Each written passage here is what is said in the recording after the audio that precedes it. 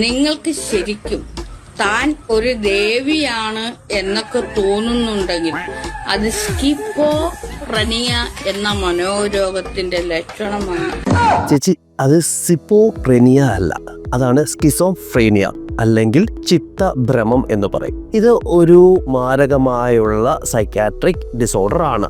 ഇതിൽ നമ്മുടെ തലച്ചോറിൽ കുറച്ച് മാറ്റങ്ങൾ കാരണം നമ്മുടെ ചിന്താശേഷിയെ, നമ്മുടെ ഇന്ദ്രിയ ജ്ഞാനങ്ങളെ, അതേപോലെ നമ്മുടെ ഇമോഷൻസ്, നമ്മുടെ പെരുമാറ്റം, ഇതിലെല്ലാം ഉണ്ടാവുന്ന മാറ്റങ്ങളാണ് ഈ ഒരു അസുഖത്തിൻ്റെ ലക്ഷണങ്ങൾ. സോ ഈ ഒരു അസുഖത്തിൽ പലപ്പോഴും ഉണ്ടാവുന്ന ഒരു കാര്യമാണ് ഹാലുസിനേഷൻസ് അല്ലെങ്കിൽ ഡെല്യൂഷൻസ്.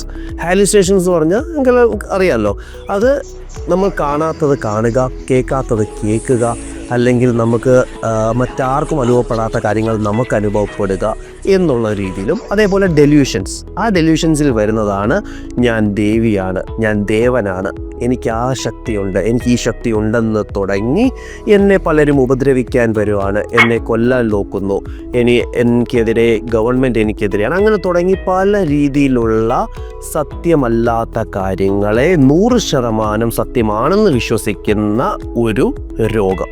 ഇത് വെച്ചുകൊണ്ടിരിക്കുന്ന ഒരിക്കലും നല്ലതല്ല.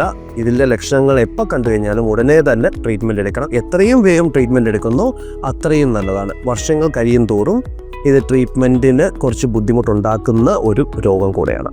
Thank you.